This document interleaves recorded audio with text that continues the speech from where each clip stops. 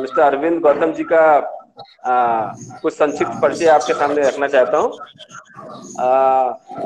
Arvind Gautam sir हमारे साथ, हमारे यूनिवर्सिटी के साथ 2009 से एसोसिएटेड हैं और इस समय हमारी यूनिवर्सिटी में सिस्टम एनालिसिस्ट के रूप में काम कर रहे हैं।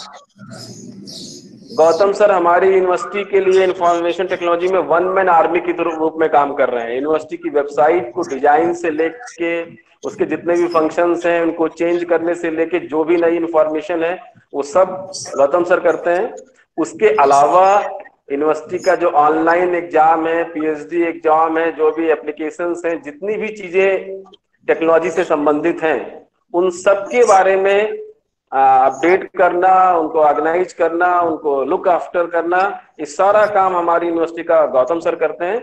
हमने अपनी यूनिवर्सिटी की वेबसाइट के लिए किसी भी तरह के जो इंफॉर्मेशन टेक्नोलॉजी का काम है उसके लिए हम कभी भी कोई सर्विस हायर नहीं करते, किसी व्यक्ति को हायर नहीं करते, किसी कंपनी को हायर नहीं करते। हमारी यूनिवर्सिटी का सारा काम जो इंफॉर्मेशन टेक्नोलॉजी और कंप्यूटर का है वो गौतम सर अकेले देखते हैं। इसलिए मैं कह रहा हूँ कि हमारी यूनिवर्सिटी के लिए वन मैन आर्मी है। तो सर हमारे गौतम सर का लंबा एक्सपीरियंस हमारी यूनिवर्सिटी के साथ, करीब 11 साल हो गए हैं यूनिवर्सिटी से जुड़े हुए। तो मैं गौतम सर को इनवाइट करता हूं उनके लेक्चर के लिए। Gautam sir please. सबको नमस्कार।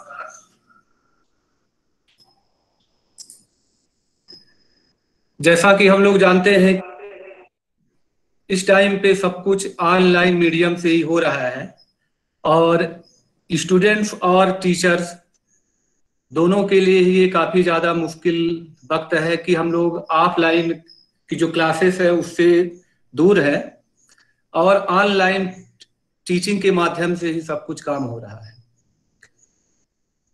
देखा जाए तो जो बेनिफिट हमको ऑनलाइन टीचिंग के माध्यम से मिलते हैं वो शायद ऑफलाइन से भी नहीं हो पाते हैं। ऑफलाइन में क्या होता है कि एक ही बार को हम लोगों को क्लासरूम में जाके बार बार बोलने की रिक्वायरमेंट होती है और एक क्लास का जो लेक्चर है वो रीयूजेबल नहीं हो पाता। तो ऑनलाइन टीचिंग के माध्यम से हम जानते हैं कि इतना बेनिफिट है कि बच्चे जब चाहे तब आपके लेक्चर का यूज ले सकते हैं और मेनी टाइम उसको देखकर, सुनकर या अलग अलग मीडियम के माध्यम से, और जस्ट ऐसा फील होता है कि टीचर हमारे सामने ही है और बहुत ही बेहतर वे में जो टीचिंग लर्निंग की प्रोसेस है वो एग्जीक्यूट होती है। आज हम आपके सामने कुछ आईटी टूल्स लाएंगे जो आप लोगों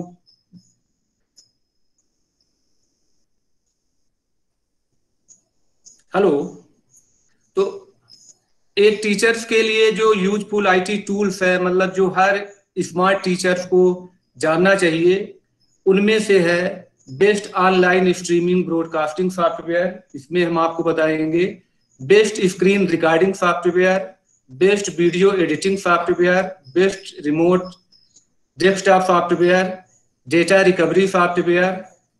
और जैसा कि हम जानते हैं कि आजकल डे बाई डे वेबिनार हो रहे हैं, वर्कशॉप हो रहे हैं, एफडीपी हो रहे हैं, तो सबसे ज्यादा मुश्किल होती है कि प्रोग्राम एंड होने के बाद उनका जो सर्टिफिकेट है वो कैसे ऑटोमेटिक क्रिएट होगा और कैसे सेंड होगा। तो इन बेसिक टूल्स के बारे में हम आज जानेंगे। सबसे पहले हम आते हैं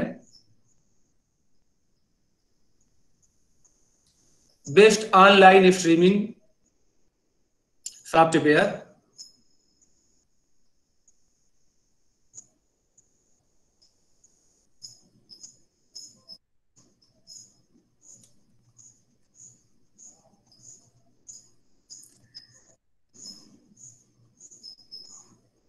इसमें क्या है कि जैसे हम लोगों को मालूम है कि फेसबुक है, यूट्यूब है, ट्विटर है, ये बेसिक रूप से हम लोग लाइव स्ट्रीमिंग के लिए यूज करते हैं।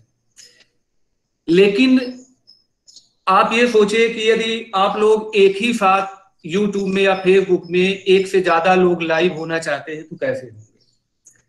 जैसे जो फेसबुक के माध्यम से पॉसिबिलिटी होती है, यूट्यूब के माध्यम से होती है पॉसिबिलिटी, उसमें यह है कि जिस वेबकैम के सामने आप हैं तो एट ए टाइम आप ही लाइव हो पाएंगे। आपकी जो एक्सपर्ट है या दूसरे मित्र हैं वो लाइव नहीं हो पाएंगे। तो ये कुछ ऐसे टूल्स है स्ट्रीमिंग के लिए यूज होते हैं जिनके माध्यम से एक से ज्यादा पार्टिसिपेंट या एक से ज्यादा एक्सपर्ट एक ही बार में ऑनलाइन हो सकते हैं। और आपको ऐसा फील होगा कि जिस प्रकार टीवी में शो होता है कि एक से ज्यादा एक्सपर्ट स्क्रीन में आते हैं और डिस्कशन स्टार्ट होता है, सेम उसी प्रकार से हम इन टूल्स का यूज लेंगे तो बहुत इजी वे में ये पॉसिबिलिटी हो जाएगी। साथ में इनका एक और बेनिफिट होता है कि जैसे वेबिनार आपका हो रहा है गूगल मीट के माध्यम से, जूम के माध्यम से, माइक्रोसॉफ्ट टीम के थ्रू, गोटू वेबिनार के थ्रू या और भी कोई टूल्स है उसके थ्रू हो रहा है। तो जूम के अतिरिक्त जितने भी दूसरे एप्लीकेशन हैं उनमें प्रॉब्लम ये है कि जब आप गूगल मीट में है या टीम में है तो सेम टाइम पे जो आपकी स्क्रीन है वो यूट्यूब या फेसबुक पे लाइव नहीं हो पाता है। तो उसके लिए आप इन टूल्स का यूज ले सकते हैं। स्ट्रीम यार्ड है, OBS स्टूडियो है, लाइव रिएक्टिंग है, रीस्ट्रीम है, वी लाइव है, बॉक्स चैट है, वी मिक्स है, स्विच बोर्ड है, वन स्ट्रीम है। इनमें से OBS स्टूडियो जो है वो फ्री ऑफ कॉस्ट है, इसका आप इजिली यूज ले सकते हैं। और OBS स्टूडियो के अतिरिक्त जितने दूसरे टूल्स हैं वो फ्री ऑफ कॉस्ट भी है लेकिन लिमिटेड फीचर्स के साथ। और यदि आप पेड फॉर्म में उनका यूज लेंगे तो और भी ज्यादा बेहतर जो ऑप्शन है वो आप यूज ले सकते हैं। ओवरऑल इनमें से यदि आप यूज लेंगे तो सबसे बेहतर, सबसे इजी और यूजफुल जो है टूल्स वो है आपका स्ट्रीम यार्ड। स्ट्रीम यार्ड यदि आप फ्री बेसिस यूज लेंगे तो 20 आवर की रिकॉर्डिंग और 20 आवर की लाइव स्ट्रीमिंग में आप इसका यूज ले सकते हैं।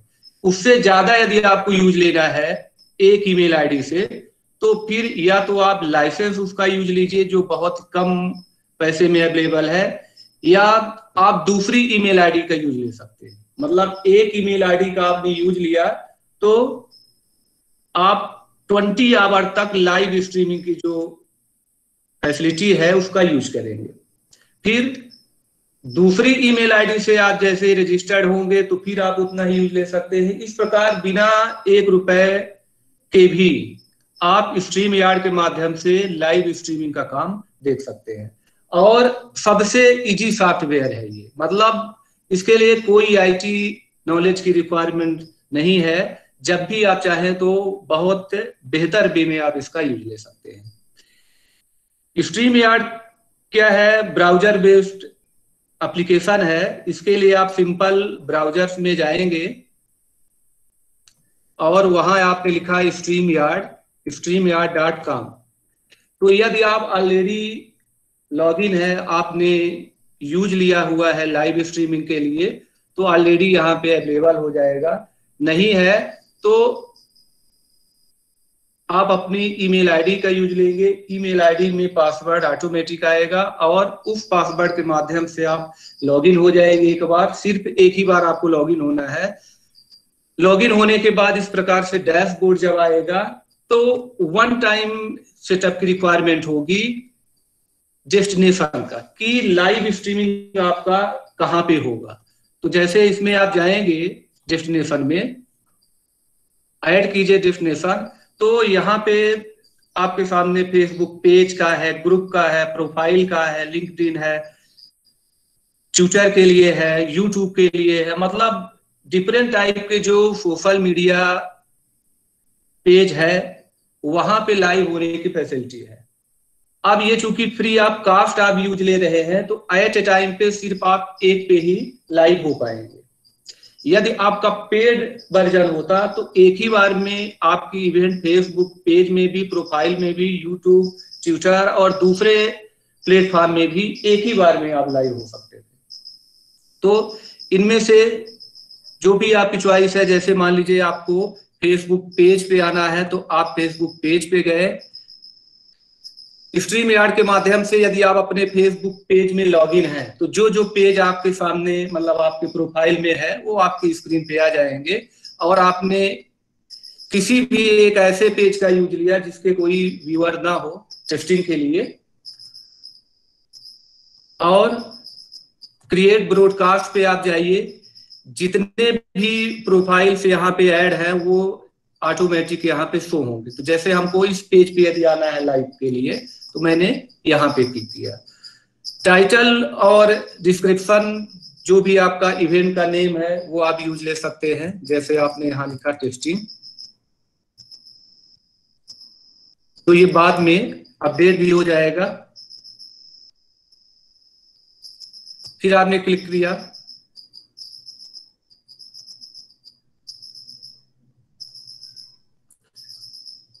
इसके बाद यदि आप चाहते हैं कि स्क्रीन पे नेम भी आपका आए, आपने देखा होगा कि यदि आप YouTube पे डायरेक्ट लाइव होते हैं तो सिर्फ आपका वेब कैम की जो फोटो है वो जाएगी, आपके नीचे कोई नेम शो नहीं होगा। तो स्ट्रीम यार्ड में ये भी फैसिलिटी है कि जो भी आप यहाँ नेम लिखना चाहें वो उसके साथ डिस्प्ले होगा।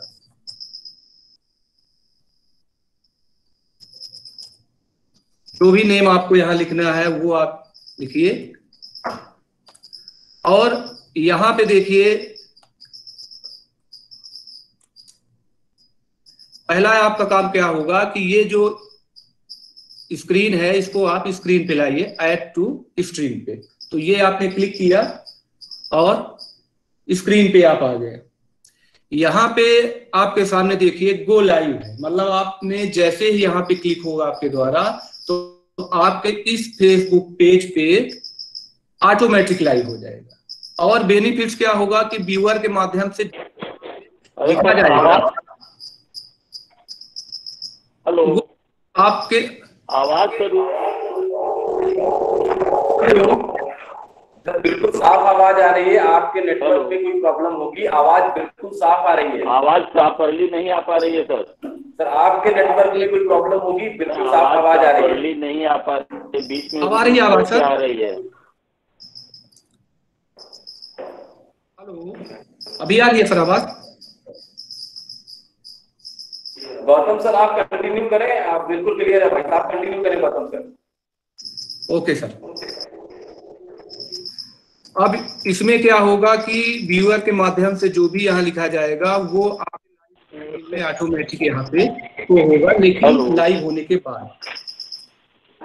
इसका एक और बेनिफिट ये है कि यहाँ पे स्क्रीन भी शेयर हो सकती है। ये देखिए, आपने इसका यूज लिया तो जो टैब यहाँ पे लाइव है कोई भी इवेंट वो ऑटोमेटिक शेयर होगी। जैसे आपने यहाँ क्लिक किया, और ये आपको ध्यान रखना है कि यदि उस स्क्रीन उस इवेंट को आपको ऑडियो के साथ लाना है तो शेयर ऑडियो पे भी क्लिक करना है।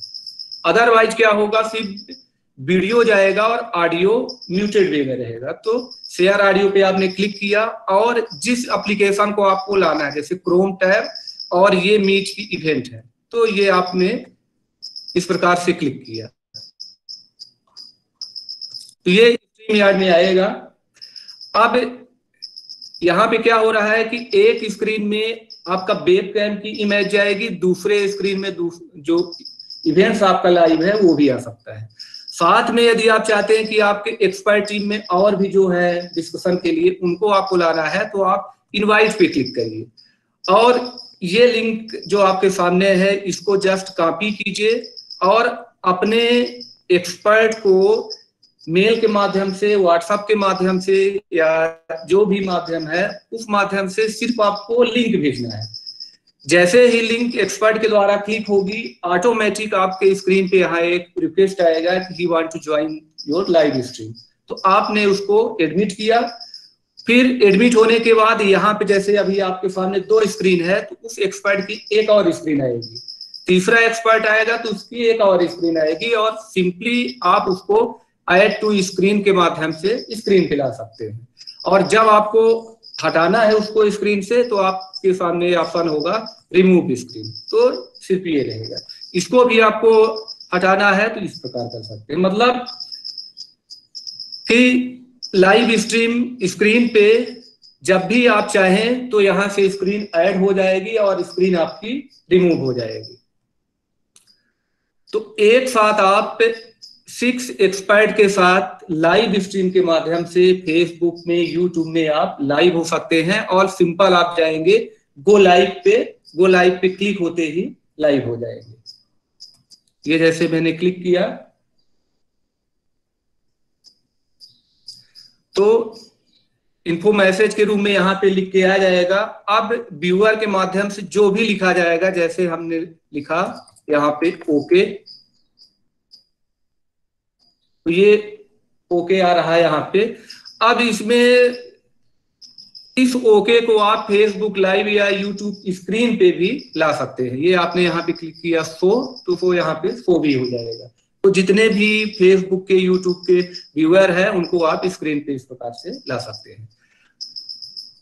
इसका जो यूज है वो आप क्लासरूम टीचिंग के लिए भी ले सकते हैं। जैसे आपको मान लीजिए लाइव क्लास में आना है, तो और आपकी रिक्वायरमेंट ये है कि आपका फेस भी जाए और कोई पीपीटी का प्रेजेंटेशन है वो भी एक ही साथ जाए और वो भी लाइव मोड में। तो इसके लिए ऑप्शन क्या है कि एक स्क्रीन पे आप अपनी जो स्क्रीन है वो लाइए और दूसरे में शेयर टू स्क्रीन के माध्यम से जो पीपीटी है आपकी वो आपको लाना है। तो एक ही साथ आपका प्रेजेंटेशन और वेब कैम के माध्यम से आपकी जो फोटो है दोनों ही फेसबुक या यूट्यूब पे आ जाएंगे। इवेंट मान लीजिए आपने यहाँ पे कुछ रॉन्ग लिखा है, तो इस एडिट के माध्यम से यहाँ पे आप जाएंगे एडिट पे, तो ये सब कुछ बाद में एडिट भी हो सकता है। तो इस प्रकार लाइव स्ट्रीम आपको हर हाल में यूज लेना है। यदि आपकी रिक्वायरमेंट है कि कोई इवेंट फेसबुक, यूट्यूब या दूसरे मीडिया पे लाइव हो जाए, या यदि आप चाहते हैं कि क्लासरूम में भी, मान लीजिए कि ऐसी क्लासरूम है कि आप 2 टीचर या 3 टीचर एक ही साथ क्लास लेना चाहते हैं बिना किसी डिस्टरबेंस के, तो भी आप इसका यूज ले सकते हैं। कुछ और भी रिक्वायरमेंट है तो उसके लिए भी यूज ले सकते हैं। और यदि आप इसका पेड फॉर्म यूज लेंगे लाइसेंस के साथ, तो यहाँ पे रिकॉर्डिंग की भी फैसिलिटी अवेलेबल रहेगी। मतलब जो इवेंट्स है वो रिकॉर्ड भी हो जाएगी। तो इस वे में आपको लाइव स्ट्रीम यूज करना है।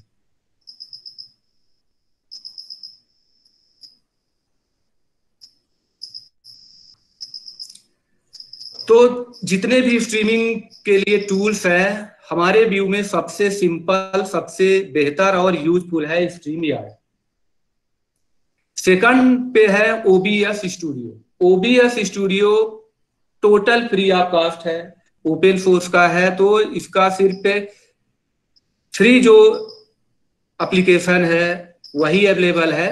तो OBS स्टूडियो आप यूज ले सकते हैं। इसके अतिरिक्त आप लाइव रिएक्टिंग यूज ले सकते हैं, रीस्ट्रीम भी यूज ले सकते हैं, वी लाइव यूज ले सकते हैं, वीमिक्स यूज ले सकते हैं। मतलब इनमें से कोई भी यूज ले सकते हैं। ये सभी आपके StreamYard के अल्टरनेटिव के रूप में यूज होंगे। लेकिन जितना सिंपल StreamYard है उनमें से कोई भी उतना ज्यादा सिंपल नहीं है। फिर OBS स्टूडियो ये टोटल फ्री है, लेकिन ये काफी ज्यादा डिफिकल्ट भी है। यदि हम StreamYard से देखें तो OBS स्टूडियो जो है उसको आपको यदि यूज लेना है तो आपके पीसी में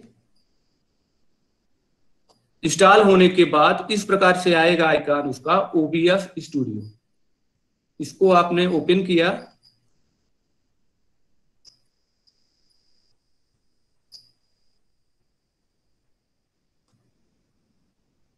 अब इसके माध्यम से क्या होगा कि एक तो लाइव स्ट्रीमिंग जो है वो एक ही साथ यूट्यूब में भी हो जाएगा, फेसबुक में हो जाएगा, ट्विटर में हो जाएगा। मतलब अलग अलग मोड मीडिया में अवेलेबल है।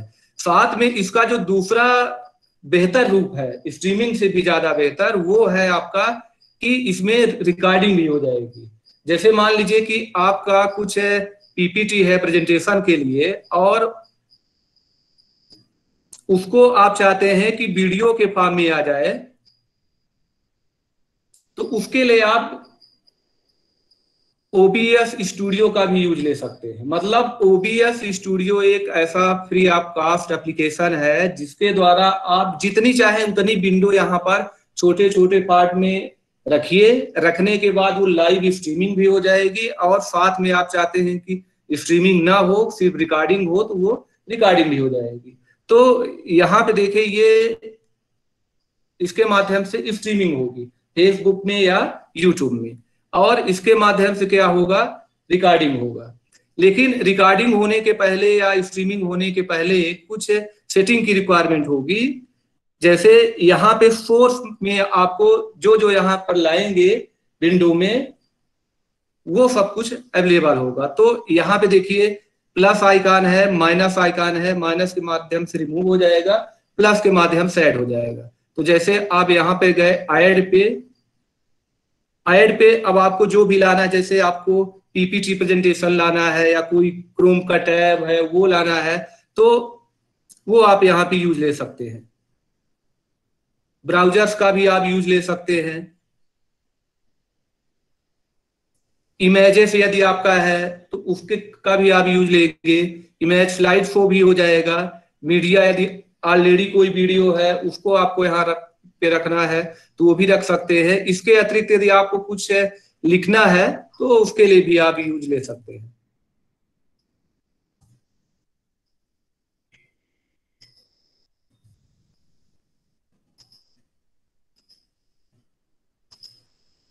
तो एक स्क्रीन में ये आपका अवेलेबल हो गया। इसी प्रकार और भी आप यहाँ पे कुछ रख सकते हैं।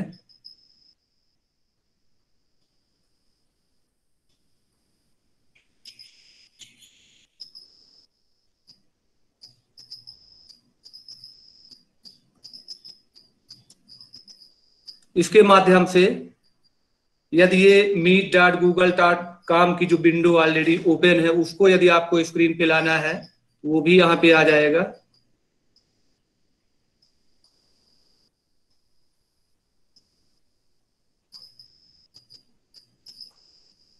और इस प्रकार यहाँ पे जितने भी ऑप्शन है उन सबका यूज लेते हुए आपको सबसे पहले तो स्क्रीन पे लाना है। स्क्रीन पे लाने के बाद जस्ट आपको यहाँ पे क्लिक करिए तो रिकॉर्डिंग आपकी क्या है स्टार्ट हो जाएगी। अब यदि वेब कैम आपका ऑन है यहाँ पे तो ऑडियो वीडियो भी आएगा जो आपने यहाँ पे स्क्रीन पे लाया है टैब के माध्यम से या दूसरे माध्यम से, वो सब कुछ यहाँ पे होगा। और लास्ट में फिर आप इसको स्टॉप करिए। तो बहुत ही सिंपल वे में यहाँ पे वीडियो रिकॉर्ड भी हो जाएगी और स्ट्रीमिंग के लिए भी आप यूज ले सकते हैं। स्ट्रीमिंग के लिए आपको ये याद रखना है कि जब आप फेसबुक पे या यूट्यूब में लाइव होना चाहते हैं तो दोनों में स्ट्रीमिंग की होता है। मतलब कैमरा फैसिलिटी ना यूज लेके स्ट्रीमिंग की फैसिलिटी आप यूज लेंगे और उस स्ट्रीम की को पहले आप फेसबुक से कॉपी करिए। कॉपी करने के बाद फिर आप यहाँ पे आपको यूज करना है।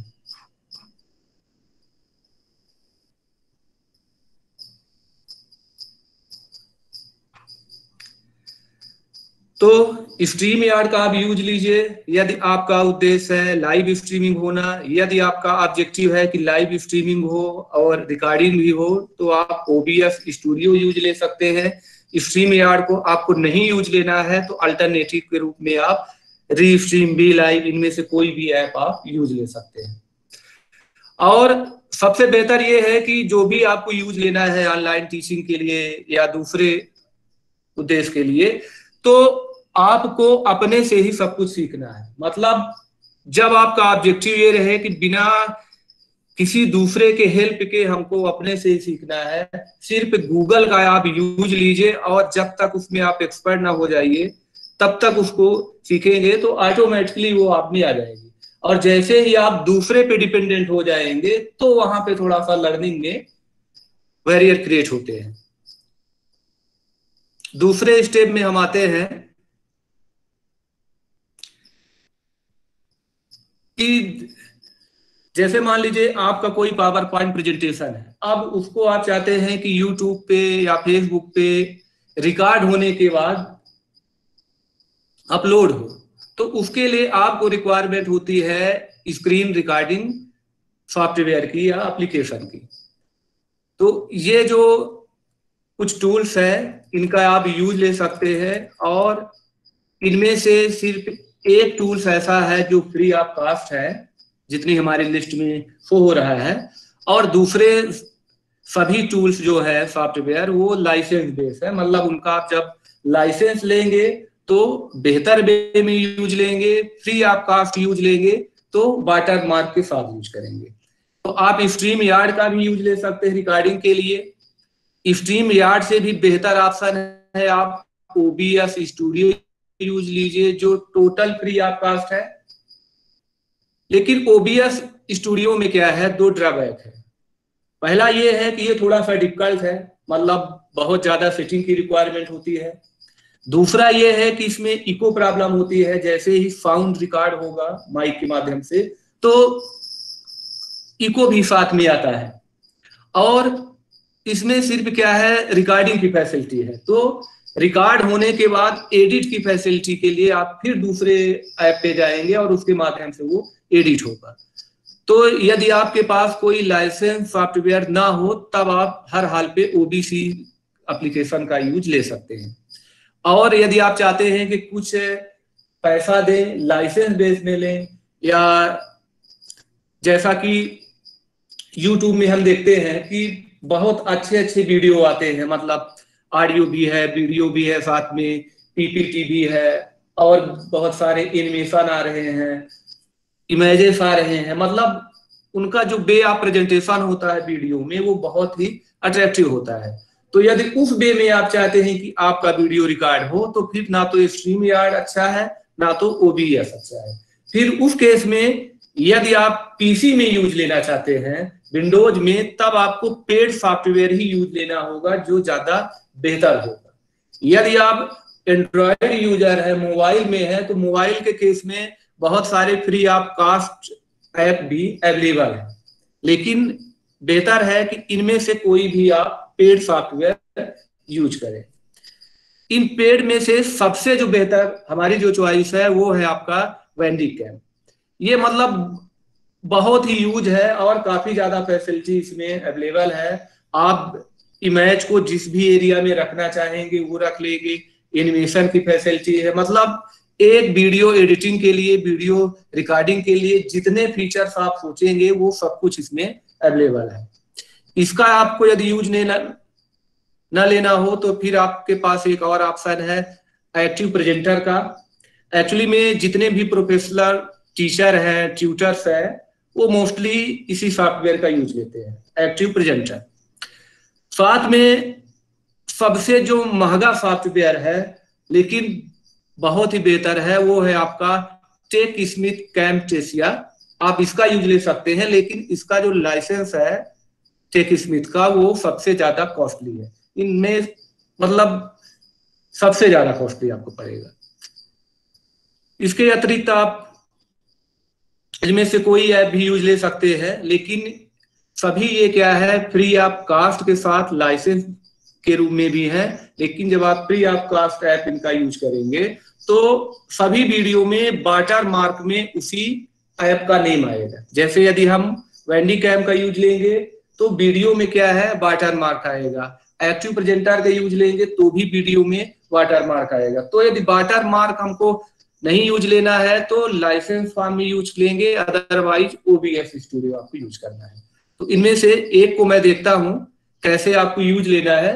बहुत ही आसान है, इसके लिए ना तो आपको कुछ पूछना है ना तो अलग से कुछ सीखने की रिक्वायरमेंट है, जस्ट आप इंस्टॉल कीजिए और उसका यूज करिए।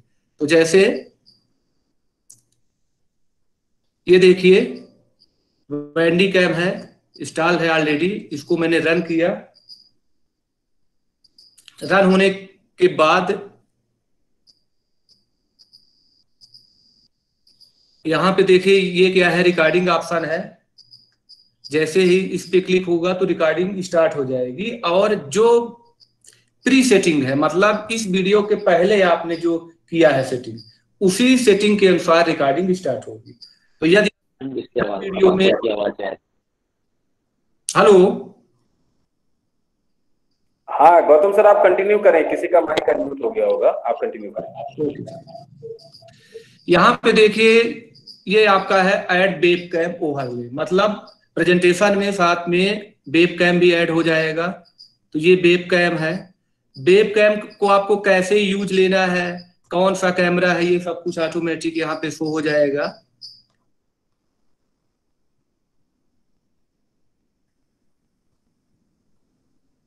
यहाँ पर आप यदि कुछ लिखना चाहते हैं कि वीडियो में एनिमेशन के रूप में, टेक्स्ट के रूप में, तो वो भी यहाँ पे ऑप्शन है। साथ में लोगो भी, आपको यदि कुछ रखना है तो लोगो भी रख सकते हैं। जहां पे है तो उसकी लोकेशन जस्ट आपको यहाँ से देना है तो वो साथ में लोगो भी आ जाएगा। और इसके लिए आपने यहाँ पे क्लिक किया कि add logo overlay to video, तो वो ऐड हो जाएगा। और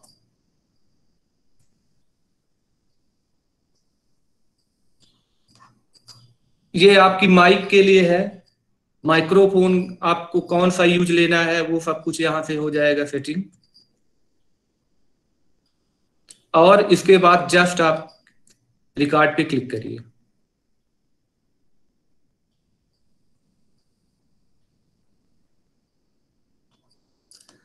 फिर स्क्रीन के सामने आपको जो लाना है उतना यहां पे लाइए और रिकॉर्डिंग पे आपने जैसे ही क्लिक किया अब ये रिकॉर्डिंग स्टार्ट हो गई।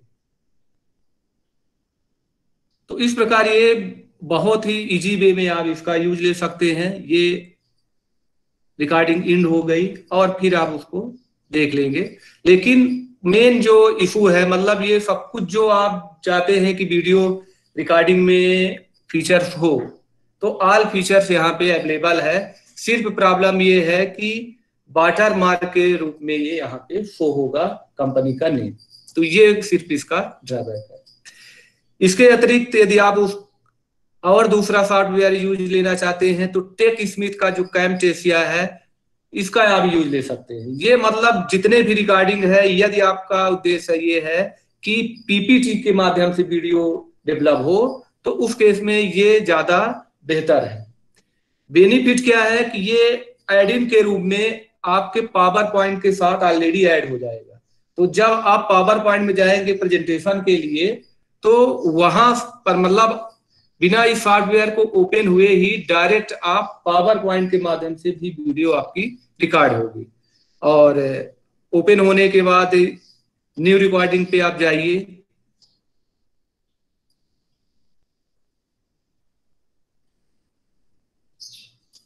इसके बाद ये देखिए वेब कैम आपका आएगा, माइक्रोफोन की भी है सेटिंग, रिकॉर्ड एरिया आपको किस साइज का रखना है ये सेट हो जाएगा डायमेंशन के रूप में। और सीधे आप यहाँ पे ट्रैक पे क्लिक करिए और जब भी आपको रोकना है तो F10 के माध्यम से रिकॉर्डिंग आपकी स्टॉप हो जाएगी। अब आप स्क्रीन पे जो भी लाएंगे वो ऑटोमेटिक रिकॉर्ड होगा, साथ में आपका ऑडियो वीडियो भी उसमें जाएगा। तो इसका आप यूज ले सकते हैं। इसका एक और बेनिफिट ये है कि जैसे ही आप पावर पॉइंट पे जाएंगे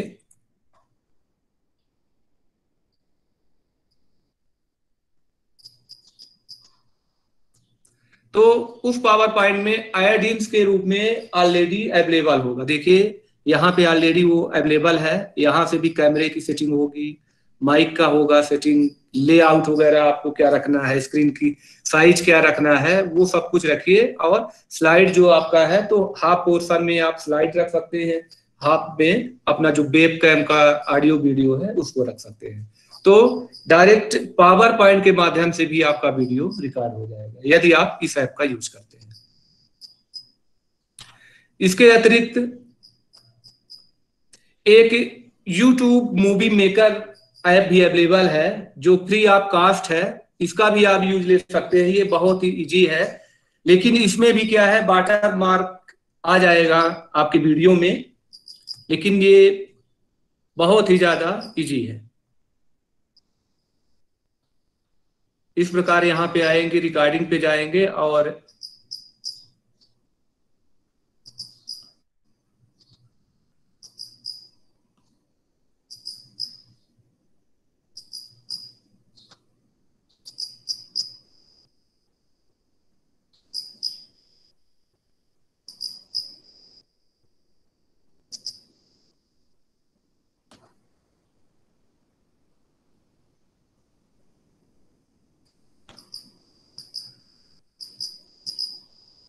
इस प्रकार से स्क्रीन इसमें अवेलेबल होगी।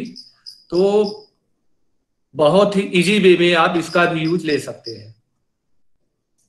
लेकिन इसके साथ भी प्रॉब्लम एक ही है कि वाटर मार्क जो ऐप का लोगो है वो ऐड होगा।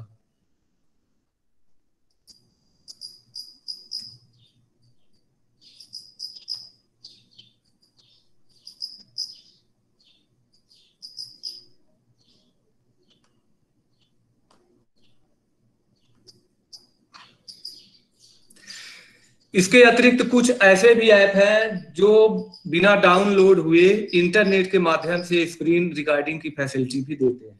उनमें से जैसे ए पावर रेक है, ये ऑफलाइन और ऑनलाइन दोनों मोड में अवेलेबल है। मतलब आप गूगल क्रोम या कोई भी ब्राउजर का यूज लेंगे और उसकी साइट में डायरेक्ट जाएंगे तो ऑनलाइन रिकॉर्डिंग की जो फैसिलिटी है वो आप यूज ले सकते हैं। और साथ में आपका वेब कैम भी रिकॉर्ड हो जाएगा और जो प्रेजेंटेशन है या दूसरा स्क्रीन है, वीडियो है, वो भी उसमें मर्ज होके रिकॉर्ड होंगे।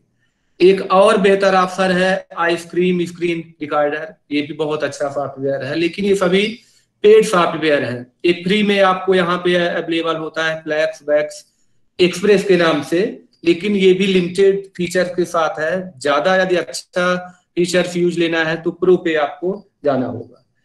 तो कहने का मतलब ये है कि यदि आप latest MS office software use लेंगे तो उसमें ऑलरेडी वीडियो रिकॉर्डिंग की फैसिलिटी है। मतलब आपको अलग से इनकी रिक्वायरमेंट नहीं होगी। लेकिन यदि आप इनका यूज लेते हैं तो आपका वीडियो बहुत बेहतर वे में हो सकता है।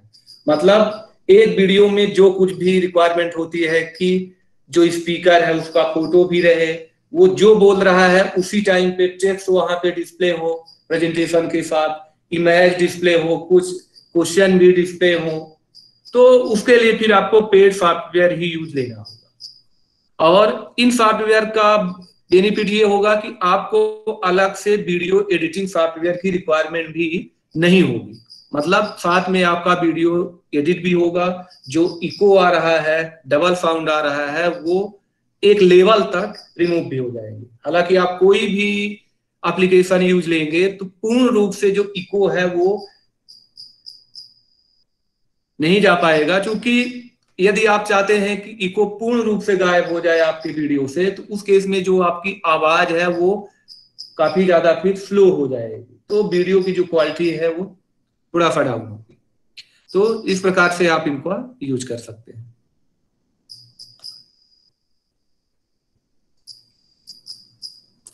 रिकॉर्डिंग के बाद फिर आपको रिक्वायरमेंट होगी कि आपकी वीडियो एडिट हो जाए, क्योंकि कोई भी रिकॉर्डिंग यदि आप का वीडियो फेसबुक के माध्यम से रिकॉर्ड हुआ है, यूट्यूब के द्वारा रिकॉर्ड हुआ है, तो वहां पे एडिटिंग की बेसिक फैसिलिटी अवेलेबल होती है।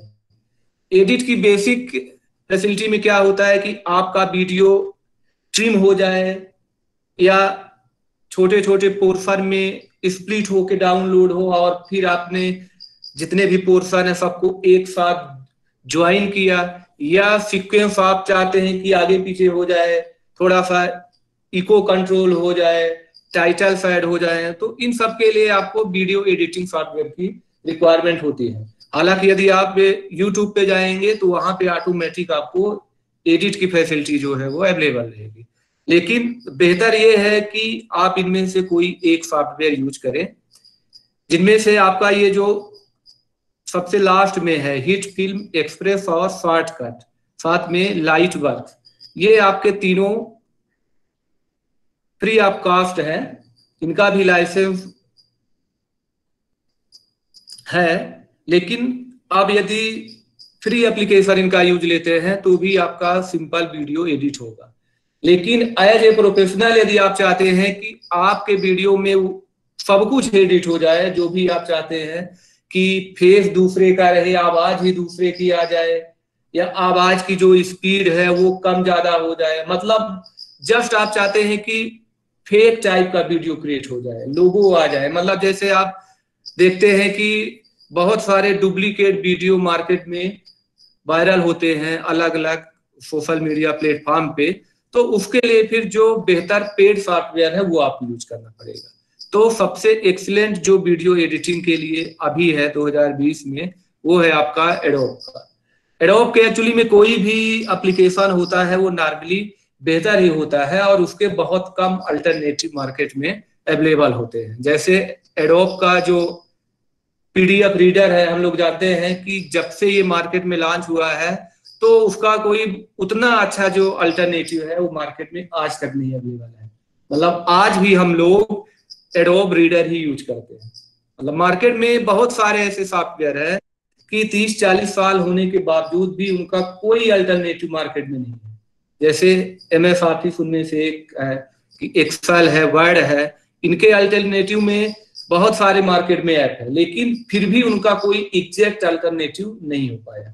तो उसी प्रकार एडोब के कोई भी सॉफ्टवेयर है, चाहे फोटोशॉप हो, कोरल ड्रा हो या फिर आपका एडोब प्रीमियर प्रो हो, वीडियो एडिटिंग के लिए सबसे बेहतर सॉफ्टवेयर ये है आपका वीडियो एडिटिंग में। इसके अतिरिक्त इसी के लाइट फॉर्म में आप एडोब प्रीमियर, एलिमेंट्स, रफ का, बेसिक का, आप इनका भी यूज ले सकते हैं। ये आपको फ्री लाइसेंस के साथ भी अवेलेबल है और पेड लाइसेंस के साथ भी। फ्री में यदि आप जाएंगे तो 1 मंथ तक आप यूज लेंगे, 14 डेज तक आप यूज लेंगे, या तो फिर आप सोचेंगे कि क्रैक फॉर्म में यूज करें। लेकिन उनमें क्या है, लिमिटेड फीचर्स के साथ ही आप यूज ले पाएंगे। तो पेड लाइसेंस के साथ आप जाएंगे तो ज्यादा बेहतर होगा। यदि हम एडोब वीडियो एडिटिंग के अल्टरनेटिव में जाएंगे तो सबसे बेहतर पेड में जो आपको मिलेगा वो है साइबर पावर डायरेक्टर। आप इसका भी यूज लेंगे तो सेम वे में जो एडोब में फैसिलिटी है वो आपको यहाँ पे यूज ले सकते हैं।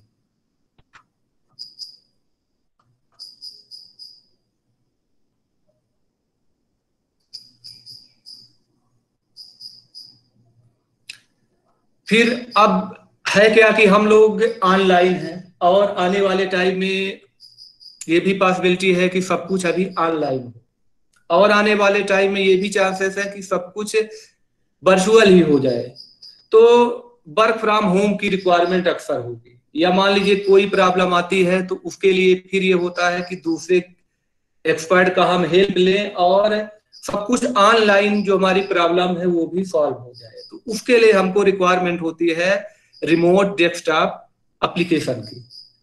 ये एप्लीकेशन ऐसे ऐप होते हैं जो विंडोज में, लिनक्स में, मैक में और एंड्रॉयड में अलग अलग प्लेटफॉर्म में रन होते हैं। और इनका ऑब्जेक्टिव ये रहता है कि आप अपने लैपटॉप से, अपने पीसी, अपने मोबाइल से दूसरे के लैपटॉप में जाएंगे वर्चुअल वे में, और उस लैपटॉप को कंट्रोल करके आप जो भी करना चाहें, जो कुछ भी रिक्वायरमेंट है या जो भी प्रॉब्लम है वो रिमोटली ही सॉल्व हो सकती है। जैसे मान लीजिए कि आप गांव में है या ऐसे प्लेस में है जहां इंटरनेट की फैसिलिटी है लेकिन 2G नेटवर्क है या 3G नेटवर्क है, और उसी दिन आपका लेक्चर है, वीडियो आपके मेल पे है, लेकिन अब आप चाहते हैं कि वो मेल का वीडियो यूट्यूब में अपलोड हो जाए या फेसबुक में अपलोड हो जाए। तो उस केस में जब आपके पास 2G नेटवर्क है तो जहां पे आप हैं वहां से वो वीडियो अपलोड नहीं हो पाएगा, और यदि होगा भी तो काफी ज्यादा टाइम टेकिंग होगा। तो उसके लिए बेहतर मेथड है कि आप अपने ऑफिस के पीसी या ऑफिस के लैपटॉप या आपके जो फ्रेंड है उनके पीसी, लैपटॉप, सर्वर का यूज लेंगे। आप रिमोटली ही लॉगिन हो जाएंगे, और जब लॉगिन होंगे तो उनके सिस्टम में जितना फास्ट इंटरनेट आ रहा है वो इंटरनेट आपको अवेलेबल हो जाएगा। मतलब आप स्लो इंटरनेट पे है तो आपको ये देखना है कि फास्ट इंटरनेट किस पीसी में अवेलेबल है। जिस पीसी में फास्ट इंटरनेट अवेलेबल है उस पीसी में आप रिमोटली लॉगिन होंगे, और लॉगिन होने के बाद वहां पे जो भी अपलोडिंग का काम है, डाउनलोडिंग का काम है, लॉगिन मतलब ऑनलाइन होना है, या यदि कोई प्रॉब्लम है वो आपको हटाना है, कुछ एप्लीकेशन इंस्टॉलेशन है, डिलीशन है, तो वो आप इनका यूज ले सकते हैं। ये कुछ मोस्ट पॉपुलर सॉफ्टवेयर है जिनका आप 1 बाय 1 यूज ले सकते हैं। सभी सॉफ्टवेयर लगभग एक जैसे हैं, लेकिन बेसिक इनमें 2 डिफरेंस होता है। एक ये है कि ऐसे एप्लीकेशन है जिसमें बिना अनइंटरप्टेड आप दूसरे पीसी पे जा सकते हैं, और दूसरा मोड ये है कि जब आप दूसरे पीसी पे जाएंगे तो कुछ ऐप ऐसे हैं जो रिमोट पीसी का जो यूजर है, जब तक आपकी रिक्वेस्ट को एक्सेप्ट नहीं होगी उनके द्वारा, तब तक एंट्री आपकी नहीं हो पाएगी। मतलब कुछ सॉफ्टवेयर ऐसे हैं इनमें से कि जो बिना किसी रिक्वेस्ट के, रिमोट यूजर के, बिना एक्सेप्टेंस के आप उसके पीसी तक जा सकते हैं। लेकिन कुछ ऐसे हैं जो मोस्टली अधिक यूज होते हैं जिनमें रिमोट यूजर के परमिशन की रिक्वायरमेंट होगी। रिक्वेस्ट जाएगा, जब तक उसके द्वारा एक्सेप्ट नहीं होगा तब तक आप उस पीसी में नहीं जा सकते। इन लिस्टिंग एप्लीकेशन टूल्स के साथ में आप एक और ऐप यूज लेंगे जो इन लिस्ट में तो नहीं है, लेकिन वो सबसे ज्यादा बेहतर है, और वो है आपका रिमोट लॉगिन। ये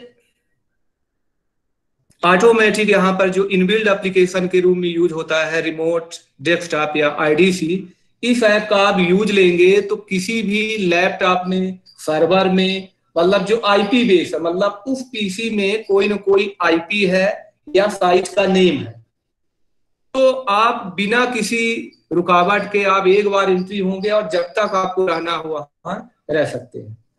लेकिन इसके लिए क्या है कि उस पीसी में आईपी एड्रेस होना अनिवार्य है, और साथ में आईडीसी की जो फैसिलिटी है वो रिमोट पीसी में, सर्वर में इनेबल होनी चाहिए। यदि एक बार इनेबल है, आईपी इनेबल है और इंटरनेट आपके एंड में और उसके एंड में, दोनों एंड में अवेलेबल है, तो आप इसका बहुत इजीली यूज करेंगे। जितने भी आईटी प्रोफेशनल होते हैं वो हमेशा आईडीसी का ही यूज करते हैं, क्योंकि इसके माध्यम से वो सब कुछ अवेलेबल है जो वो चाहते हैं। मतलब ये मानिए कि जैसे मैंने क्लाउड सर्वर लिया हुआ है जो अमेरिका में है, अब वहां पे हमारे मान लीजिए वेबसाइट रन हो रही है, एप्लीकेशन रन हो रहे हैं, तो उस फिजिकल लोकेशन पे तो हम चाह कर भी नहीं जा सकते, लेकिन आईडीसी के माध्यम से, ये जो ऐप है इसके माध्यम से हम जब चाहे तब उस सर्वर में उसी प्रकार जाएंगे कि जैसे हमारे सामने वो रखा हो।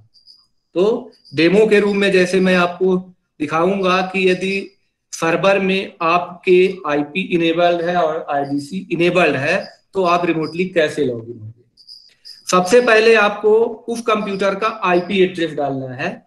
आईपी एड्रेस डालिए और सीधे यहाँ पे क्लिक करिए। लेकिन सिक्योरिटी रीजन से क्या होता है कि आप चाहते हैं कि डिफॉल्ट पोर्ट पे आईडीसी इनेबल ना हो। जैसा कि हम जानते हैं कि फायरवॉल के माध्यम से बहुत सारे पोर्ट होते हैं, जिन पोर्ट के माध्यम से कोई भी डाटा आएगा या उसी पोर्ट से जाएगा, तो उस पोर्ट के माध्यम से ही कई बार सिक्योरिटी में अटैक भी होंगे, वायरस भी आएंगे, और भी जो प्रॉब्लम है उन पोर्ट के माध्यम से होता है। तो आईडीसी को ज्यादा सिक्योरिटी यदि आपको देना है तो आप चाहें तो उस पीसी में पर्टिकुलर पोर्ट भी रख सकते हैं कि हम इस पोर्ट के माध्यम से ही लॉगिन होंगे, और वो पोर्ट केवल सर्वर जानता है कि आप जानते हैं। तो जैसे मान लीजिए कि हमारे सर्वर का पोर्ट है 14.139.51.118.9001, ये हमारे उसका पोर्ट हो गया। और फिर मैंने क्लिक किया, यूजर नेम पासवर्ड इसमें ऑलरेडी चूंकि ऐड सब कुछ आ जाएगा, अदरवाइज आपको आईडी की रिक्वायरमेंट होगी और पासवर्ड की रिक्वायरमेंट होगी। तो आईडी के रूप में आपको सर्वर के जो उसका यूज लेना होगा, और पासवर्ड उस सर्वर का जो है वो आपको यूज लेना होगा। लेकिन अभी इंटरनेट की फैसिलिटी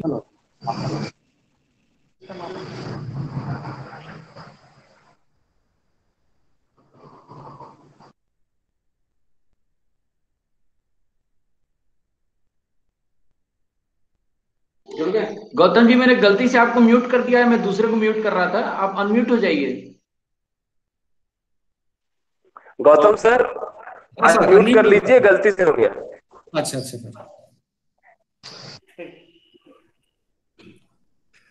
तो यहाँ पे हमने देखा कि चूंकि सर्वर इन पे इंटरनेट अवेलेबल है नहीं, तो इसलिए हम सर्वर से लिंक नहीं हो पा रहे हैं। देखेंगे हम प्रेजेंटेशन इंड होने के पहले यदि एलटीएन इंटरनेट यहाँ पे अवेलेबल हो जाता है सर्वर में हमारे, तो मैं आपको बताऊंगा कि कैसे सर्वर पे आप जाएंगे और जो काम आपका आपके पीसी से 1 घंटे में होगा, सर्वर पे आप जाएंगे 2 मिनट के अंदर वो वीडियो कैसे आपकी यूट्यूब या फेसबुक में अपलोड हो जाएगी, या कोई भी सॉफ्टवेयर वहां पे डाउनलोड हो जाएगा, या और भी जो दूसरे टास्क है वो परफॉर्म होंगे। तो सबसे बेहतर के रूप में तो आपको ये यूज लेना है। अब आप क्या कीजिए कि जैसे मान लीजिए कि आपके ऑफिस में, आपके केबिन में एक पीसी है जो ठीक ठाक हो लगभग, और आपको मालूम है कि उसमें हाई स्पीड का इंटरनेट अवेलेबल है। तो यदि हाई स्पीड का इंटरनेट अवेलेबल है तो उस पीसी को आप 24/7 मोड में ऑन करके रख दीजिए। मतलब सर्वर और पीसी में कोई खास अंतर नहीं होता है, सिर्फ कैपेसिटी का डिफरेंस होता है और कोई अंतर नहीं। आप एक नॉर्मल पीसी को भी सर्वर के रूप में यूज ले सकते हैं, और कोई स्टैटिक आईपी आप वहां पे रख लीजिए। आईपी ना हो तो भी दूसरी मेथड है कि बिना आईपी के भी हम वहां पे जाएंगे, और हर हाल पे आरडीसी की जो फैसिलिटी है उसको आप इनेबल फॉर्म में रखिए। तो जब भी आप अपनी ऑफिस से, केबिन से दूर है, जहां पे स्लो इंटरनेट है और आपको हाई इंटरनेट की रिक्वायरमेंट होगी, तब आप अपने ऑफिस के पीसी में रिमोटली लॉगिन होंगे, और लॉगिन होने के बाद जो भी आपका टास्क है वो बहुत इजी वे में परफॉर्म हो जाएगा। तो इस ऐप का तो हम यूज लेंगे ही, जो बाय डिफॉल्ट विंडोज के द्वारा प्राप्त होता है, लेकिन इसके अतिरिक्त भी यदि आपको यूज लेना है, क्योंकि जैसा कि हमने देखा कि प्री इंस्टॉल्ड ऐप में लिमिटेशन क्या है कि बेसिकली सर्वर एंड के लिए यूज होता है और आईपी की रिक्वायरमेंट होती है, और आईडीसी उसमें इनेबल्ड होना चाहिए। लेकिन बेनिफिट भी क्या है कि बिना किसी रिमोट यूजर की जानकारी के या बिना किसी एक्सेप्टेंस के जब आप चाहे तब उसमें लॉगिन हो सकते हैं। दूसरे ये जो ऐप अवेलेबल है, इनमें से ISL लाइट रिमोट डेस्कटॉप हो गया, रिमोट यूटिलिटी हो गया, अल्ट्रा वीएनसी हो गया, ये कुछ ऐसे टॉप के रिमोट डेस्कटॉप सॉफ्टवेयर है कि बिना रिमोट यूजर के एक्सेप्टेंस के उसके पीसी तक आप जा सकते हैं। बस उसके पीसी में ये इनेबल होने चाहिए या इंस्टॉल्ड होने चाहिए। नॉर्मल यूजर के लिए मान लीजिए कि आपके लैपटॉप में कुछ फॉल्ट है और वो फॉल्ट नहीं सॉल्व हो पा रही है, लेकिन आपके मित्र या आपके दोस्त उसको अच्छे से जानते हैं, तो आप एनीडेस्क का और टीम व्यूअर जो ऐप है, रिमोट पीसी है, इन तीनों का आप यूज ले सकते हैं। इन तीनों के माध्यम से क्या होगा कि आपके इंड पे भी वो इंस्टॉल होना चाहिए और रिमोट यूजर पे भी इंस्टॉल होना चाहिए। तो एनीडेस्क जो सबसे ज्यादा सिंपल है, हालांकि ये लाइसेंस में भी आता है, फ्री में भी आता है, फ्री में लिमिटेड फीचर्स है, लेकिन उतने ज्यादा फीचर्स है कि आपको किसी दूसरे सॉफ्टवेयर की रिक्वायरमेंट नहीं होगी और पूरा काम आपका एनीडेस्क से हो जाएगा। ये गूगल के माध्यम से 1 मिनट से भी कम टाइम में इंस्टॉल हो जाएगा दोनों एंड पे। इंस्टॉलेशन के बाद सिर्फ रिमोट यूजर जो है, जिसके लैपटॉप को आपको देखना है, उससे एनीडेस्क की आईडी आपको पूछना है कि आप अपनी आईडी बताओ। उसकी आईडी को आपने अपने लैपटॉप में इनपुट किया। इनपुट करने के बाद, जैसे मैं आपको साथ में दिखाता भी हूं, एनीडेस्क पे आप जाएंगे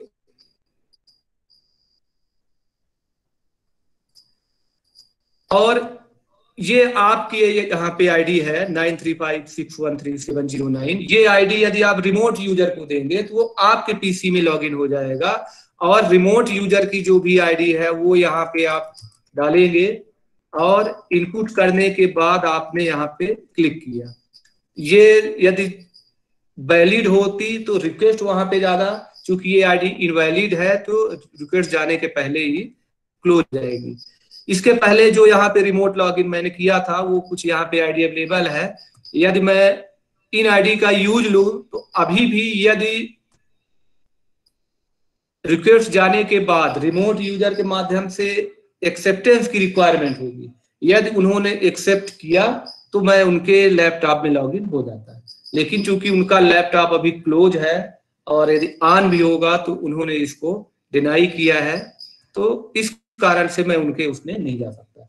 आप में से जो भी आज यहाँ पे पार्टिसिपेंट है, तो किसी के भी लैपटॉप में आप एनीडेस्क के माध्यम से बहुत इजी वे में लॉगिन हो सकते हैं। लेकिन आपने जैसा देखा कि विंडोज का जो प्री इंस्टॉल्ड ऐप है और इस ऐप में डिफरेंस है। डिफरेंस ये है कि आप इस पे डिपेंडेंट हो रहे हैं कि जब सामने वाला यूजर आपको एक्सेप्टेंस देगा तभी आप उसके लैपटॉप में लॉगिन हो सकते हैं। तो ये एक्चुअली में सिक्योरिटी के हिसाब से है कि कोई भी यूजर यदि आपको वो एनीडेस्क आईडी जानता है तो बिना आपके परमिशन के, बिना आपके एक्सेप्ट के आपके पीसी तक वो ना आ पाए। तो इस कारण बस ये सिक्योरिटी फैसिलिटी यहाँ पे अवेलेबल है। एनीडेस्क के अतिरिक्त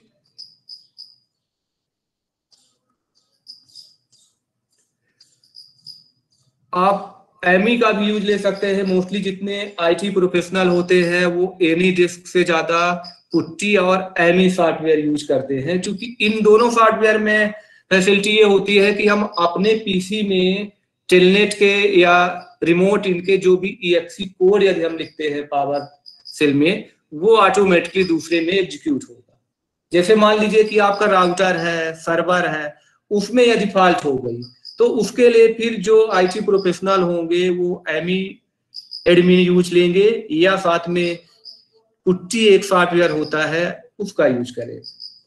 तो एज पर आपकी चॉइस, इनमें से कोई भी सॉफ्टवेयर आप 1 by 1 ट्राई कीजिएगा और इनमें बहुत ही इजी वे में है, मतलब इसमें आपको अलग से कुछ सीखने की रिक्वायरमेंट नहीं है कि कैसे होगा। तो स्टार्टिंग भी था आप एनीडेस्क कीजिएगा, सबसे पहले आप एनीडेस्क यूज करिए।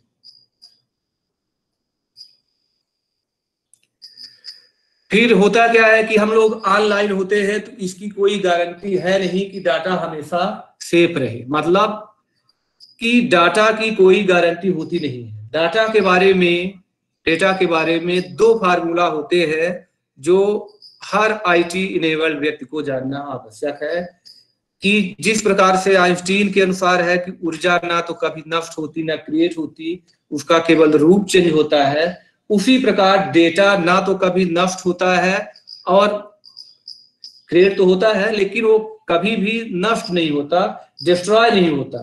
आप डेटा को कितना भी डिस्ट्रॉय करना चाहेंगे वो एक बार अभी जो कोविड-19 वायरस है ये तो डिस्ट्रॉय हो जाएगा जैसे ही वैक्सीन आएगी, लेकिन डेटा को आप डिस्ट्रॉय करना भी चाहे, आप उसको डिलीट करिए, हार्ड डिस्क को फॉर्मेट करिए तो भी वो नहीं डिस्ट्रॉय होगा।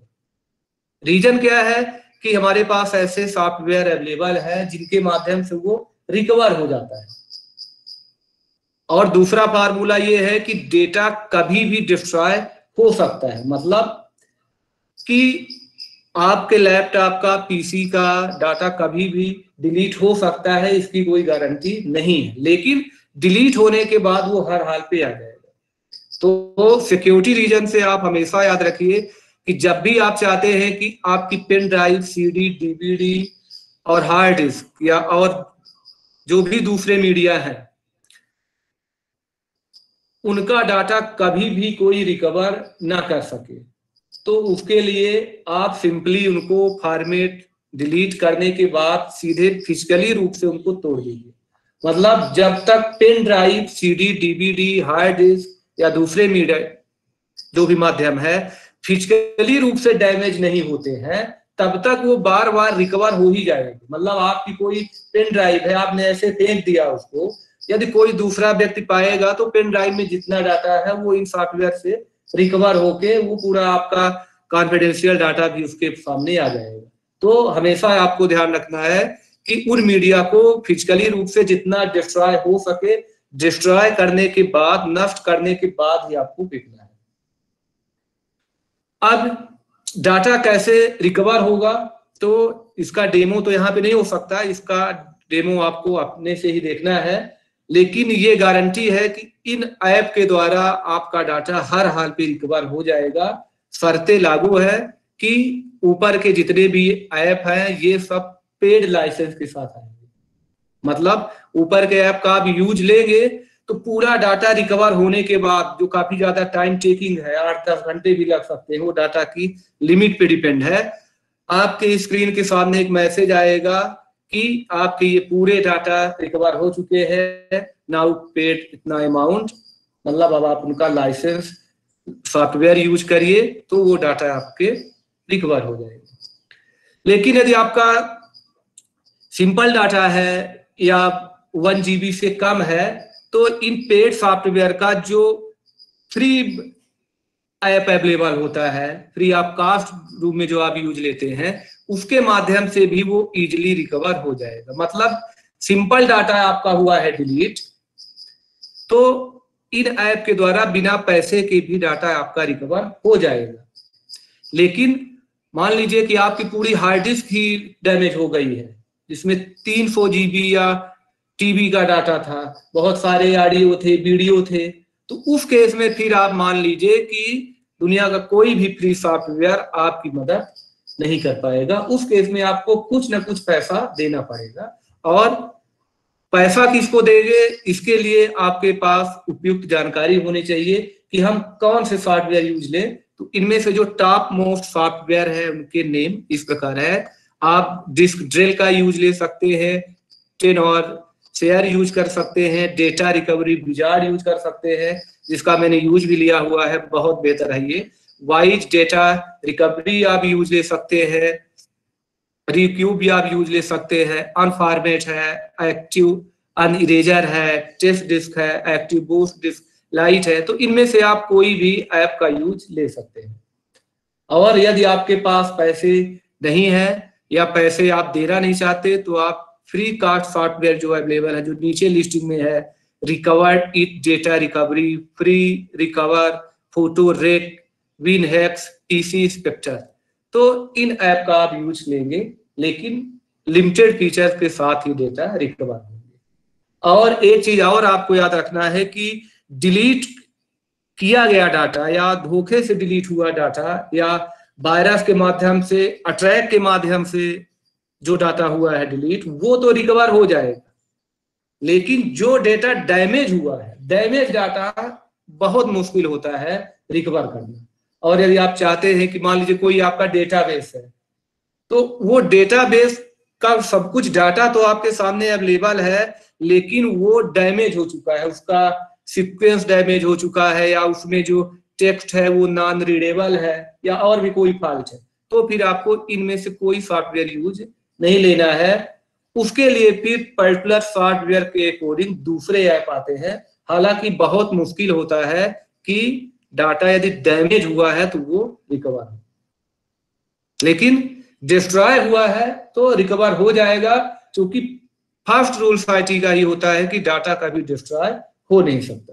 तो जब हो नहीं सकता तो इन ऐप के द्वारा वो इजिली रिकवर भी हो जाएगा। तो आप लोग क्या कीजिएगा, कुछ 1-2 फोटो, एक सिंपल सा वीडियो, एक पीपीटी की फाइल, वर्ड की फाइल, एक्सेल की फाइल, अलग अलग फाइल आप एक फोल्डर में रखिए। उसकी दूसरी कॉपी आप लैपटॉप या पीसी के दूसरे ड्राइव में रखिएगा। जैसे ओरिजिनल डाटा यदि आपका डी ड्राइव में है तो उसको एक कॉपी आप ई ड्राइव में रख लीजिए।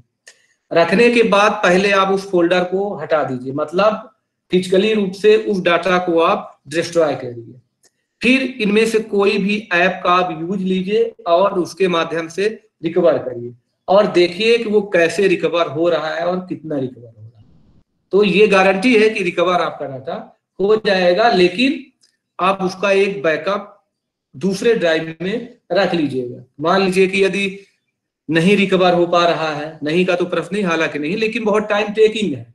मतलब यदि आपका डाटा 10 GB का है तो वो रिकवर होने में मान लीजिए कि सुबह से शाम लग जाएगी। वो डाटा दूसरे मीडिया में कॉपी 1 घंटे से भी कम टाइम में होगा, लेकिन जब वो रिकवर होता है तो आपके पीसी के पूरे सेक्टर्स को रीड करता है वो, इसलिए वो काफी ज्यादा टाइम लेगा। और ये बेहतर मेथड भी है कि जब आप रिकवरी में जाएंगे तो आपके सामने जितने भी रिकवरी सॉफ्टवेयर हैं, 2 ऑप्शन हर हाल पे आएंगे, एक स्कैन और एक डीप स्कैन। तो आप डीप स्कैन मेथड का यूज लीजिएगा। Deep scan method time taking है, लेकिन उससे डाटा रिकवर होने की गारंटी ज्यादा है। इन जितने भी ऐप है इनका सबका ये बेसिक इंट्रो है कि कैसे आपको यूज लेना है, कौन सा फ्री है, कौन सा पेड है। तो ये सब चीजें आपको इंटरनेट पे ऑलरेडी अवेलेबल हो जाएगी। मैंने सिर्फ आपके सामने जो लिस्टिंग है वो आपको शो किया है। और कोई भी मीडिया हो, हार्ड डिस्क हो, मेमोरी कार्ड हो, यूएसबी फ्लैश डिस्क हो, सीडी, डीवीडी, तो हर मीडिया का डाटा आपका रिकवर हो जाएगा।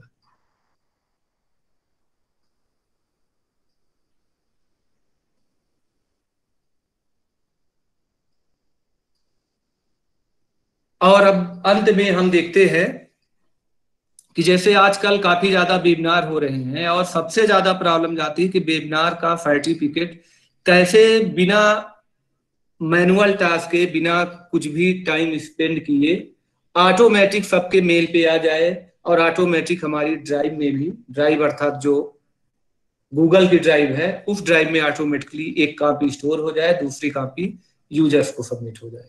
तो इसके लिए कुछ ऐड इन है, कुछ ऑटोमेटिक टूल्स है, उनका हम लोग यूज ले सकते हैं। तो सबसे बेहतर तो मैं मानता हूं वो है क्रिस्टल रिपोर्ट विथ .NET। मतलब .NET आप लोग जैसे जानते हैं कि .NET एक प्रोग्रामिंग लैंग्वेज है, माइक्रोसॉफ्ट के माध्यम से डेवलप हुई है। इसके जैसे और भी बहुत सारी प्रोग्रामिंग लैंग्वेज जैसे जावा है, PHP है। तो यदि आप प्रोग्रामर है, यदि आप IT प्रोफेशनल है, तब तो आपको किसी ऐड इन की कोई रिक्वायरमेंट है ही नहीं।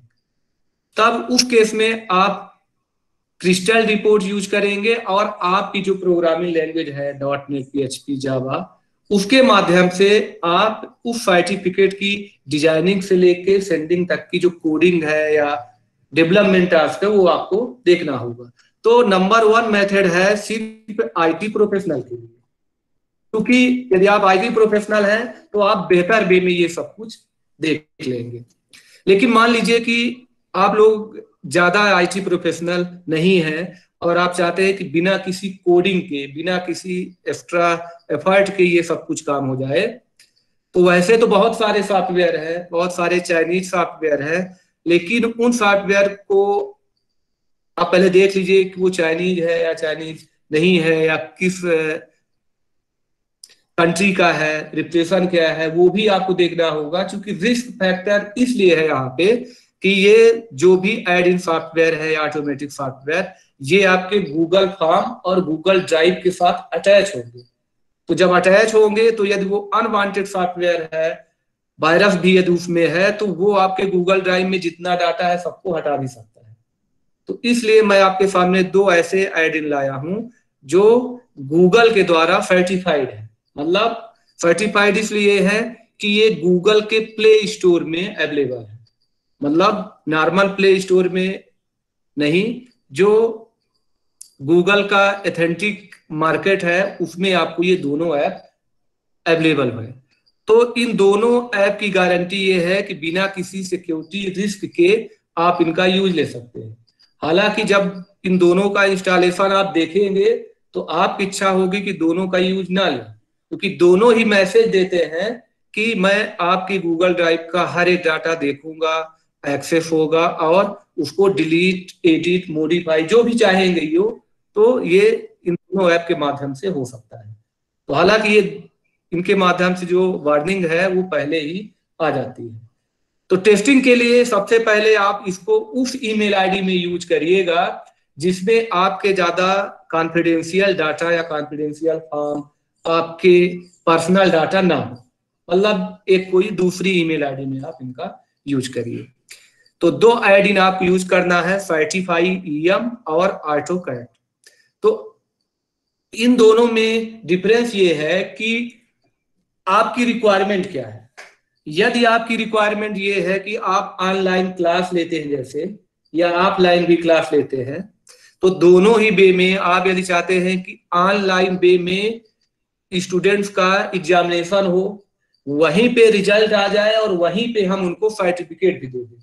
मतलब 40 मिनट की आपकी क्लास है, चाहे वो ऑनलाइन हो या ऑफलाइन हो, तो उस 40 मिनट्स में आप चाहते हैं कि 30 मिनट्स का आपका लेक्चर रहे, 5 मिनट आप वहीं पे ऑब्जेक्टिव वे में एग्जामिनेशन ले, और वो जो क्वेश्चन है वो गूगल फॉर्म के माध्यम से आप अपने स्टूडेंट्स को सिंगल क्लिक में आपने भेज दिया।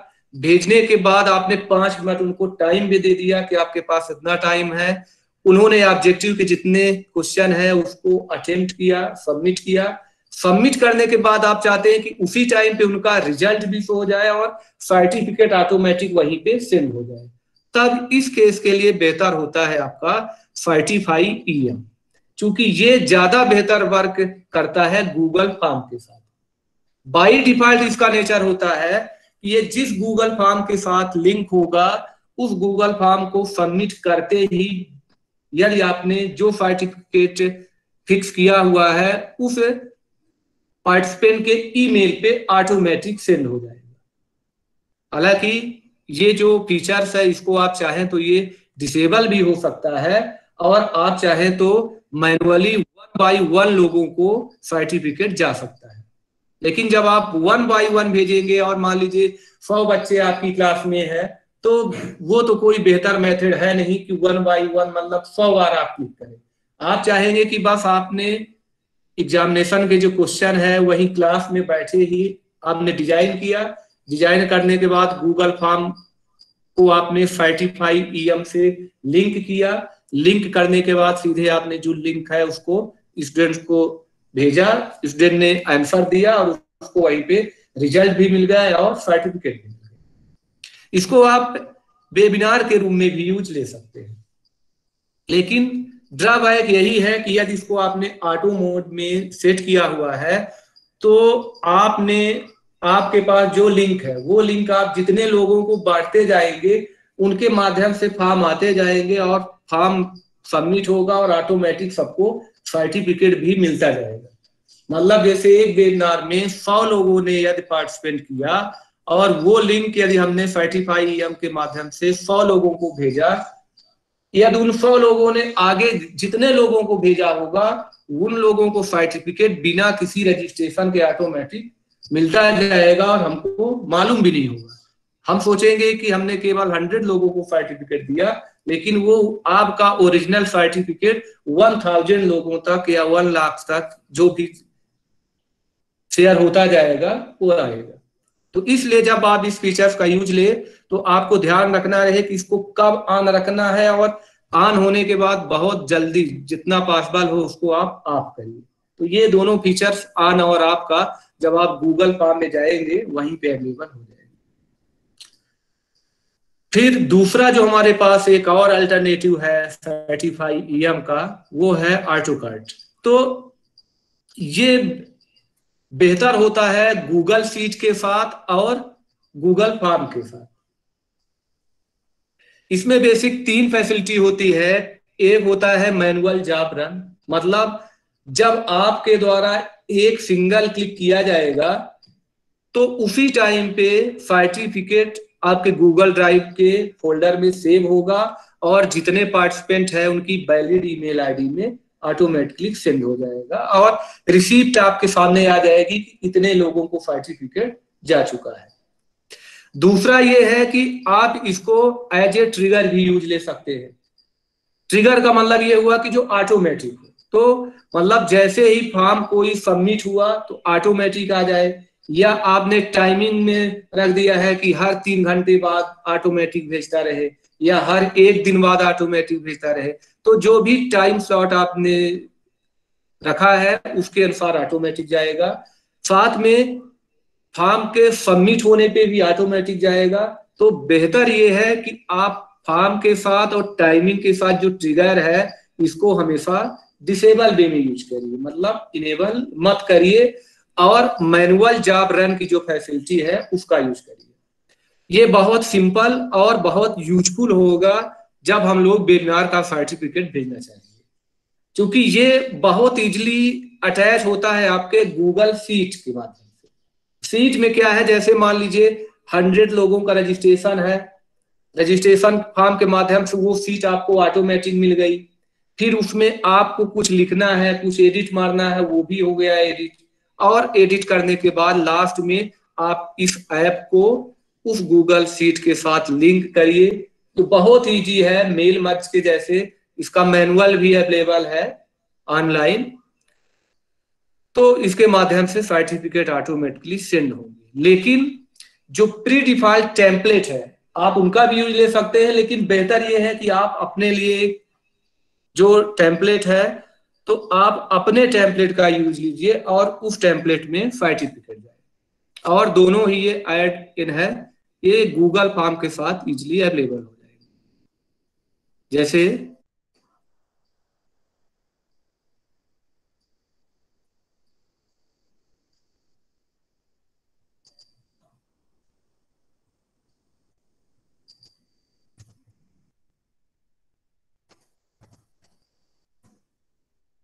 यहाँ पे आप जैसे ही आए गूगल फॉर्म में,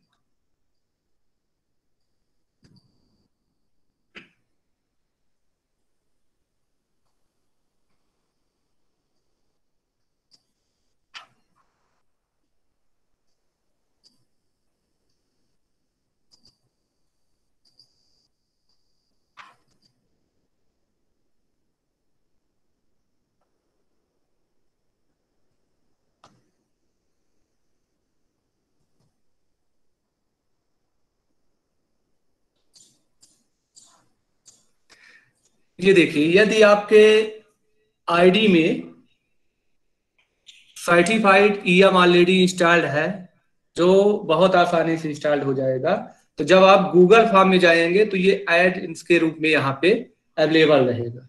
ये आपका गूगल फॉर्म है, इसमें आपने क्लिक किया, सर्टिफाइड ईएम यहाँ पे आएगा, और यहाँ पे आपने किया शो सर्टिफाइड ईएम कंट्रोल। लेकिन इसके लिए लिमिटेशन ये है कि जो भी आपकी ये इवेंट्स है उसमें कम से कम एक क्वेश्चन विथ 1 मार्क होना चाहिए। मतलब सर्टिफाइड ईएम जो बेसिकली यूज होगा वो एग्जामिनेशन के लिए यूज होगा। मतलब जब आप क्लास में रहें, बच्चों के सामने कुछ क्वेश्चन जाए, तो एटलीस्ट 1 क्वेश्चन होने चाहिए जिसमें कम से कम 1 मार्क हो, तो ही आप इसका यूज ले पाएंगे। अदरवाइज फिर आपको जो दूसरा मेथड है ऑटो कार्ड, उसी का यूज लेना होगा। यहाँ पे हर दिन का जो कोटा होगा वो आपकी ईमेल आईडी की फैसिलिटी के अनुसार अवेलेबल रहेगा। जैसे यदि हम जीमेल आईडी यहाँ पे यूज ले रहे हैं तो 100 ईमेल आईडी ही जा पाएगी, जो हमारे हिसाब से क्लासरूम टीचिंग के लिए बेहतर है। आपकी एक क्लास में 100 से ज्यादा बच्चे होंगे नहीं। लेकिन यदि आप 100 से ज्यादा यूज लेना चाहते हैं तो जो गूगल की प्रोफेशनल ईमेल आईडी है, यदि मैं अपनी ऑफिशियल ईमेल आईडी से आऊंगा तो उसमें जो लिमिट होती है वो 100 से ज्यादा है, तो वो मैं उतना यूज कर लूंगा। यहाँ पे देखिए ऑप्शन रहेगा लिंक टू एग्जाम, मतलब लिंक है। ये अभी सर्टिफिकेट इज ऑन, मतलब ऑन का मतलब किस फॉर्म को जिसके द्वारा भी सबमिट होगा तो सर्टिफिकेट ऑटोमेटिक इसको मिल जाएगा। तो आपका काम रहेगा किसको आप मोड में रखना है, और जब रिक्वायरमेंट हो उसी टाइम पे ऑन करिए और उसी टाइम पे फिर आप करिए। यहाँ पे चूंकि आपको पहले ही मालूम हो गया है कि ये कम से कम एक क्वेश्चन हर हाल पे होना चाहिए, तो उसके लिए कितना पासिंग है, मतलब जो पास आउट स्टूडेंट होंगे या एप्लीकेंट्स होंगे उन्हीं को सर्टिफिकेट जाएगा। यदि आप चाहते हैं सबको जाए तो पासिंग वैल्यू आपको 0 रखना होगा। यदि आप चाहते हैं कि जो 80 से या 90 से ऊपर जाए या 100 आए तो उसके अनुसार आपके माध्यम से यहाँ पे सेट हो जाएगा। इसके अतिरिक्त यहाँ पर टेम्पलेट है, तो जो प्री इंस्टॉल टेम्पलेट है आप उनका भी यूज ले सकते हैं, लेकिन उससे ज्यादा बेहतर है कि आप अपना खुद का टेम्पलेट यूज करिए। तो आप यहाँ पर खुद का टेम्पलेट यूज लेंगे, ये लास्ट में आप देखेंगे तो आएगा यूज ए कस्टम टेम्पलेट। अब जो भी आपने यहाँ पे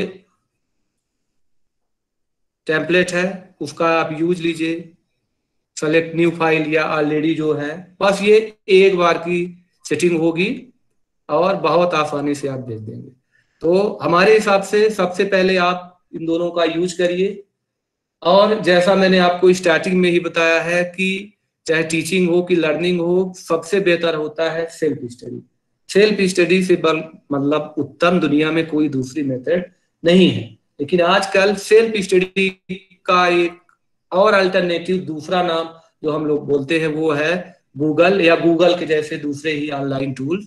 मतलब आप ऑनलाइन सेल्फ स्टडी करिए, अपने से प्रैक्टिस करिए, एरर आएगी, सॉल्व नहीं होगा, और सॉल्व नहीं होने के बाद फिर आप ऑनलाइन देखेंगे और देखने के बाद फिर एक ऐसा टाइम आएगा जब वो प्रॉब्लम सॉल्व हो जाएगी। और जैसे ही आपने एक ऐप को सीखा, मान लीजिए आपने सर्टिफाई ईएम का यूज सीख लिया, तो बहुत आसानी से फिर ऑटो क्रैट जो है, इससे बिजी है, उसका भी यूज कर सकते हैं। तो जितने भी आपके काम के ऐप होंगे, वन बाय वन आप बहुत इजी वे में सीखते जाएंगे। फिलहाल आज के लिए इतना ही। आप लोगों की जो भी क्वेरी हो या जो भी प्रॉब्लम हो अभी या फ्यूचर में, जो भी, वो आप हमारे मेल पे लिख सकते हैं। और हमारी कोशिश होगी कि मेल के माध्यम से ही आपकी जो भी प्रॉब्लम है सॉल्व होंगे। और यदि उस वे में भी नहीं हो पाएंगे तो जैसा मैंने आपको बताया कि ये जो ऑनलाइन रिमोट डेस्कटॉप ऐप है, इनके माध्यम से भी वो प्रॉब्लम सॉल्व होगी। मतलब वर्क फ्रॉम होम, ना आपको कहीं जाना, ना आपके दोस्त को, ना हमको, ना बच्चों को, सब जो जहां है वहीं रहेंगे और वहीं से टीचिंग, लर्निंग, वर्क, सब कुछ एवरीथिंग पॉसिबल होता रहेगा। जरूरत सिर्फ इस बात की है कि हमको क्या यूज लेना है ये मालूम रहे, और कैसे यूज लेना है इसके लिए तो गूगल है।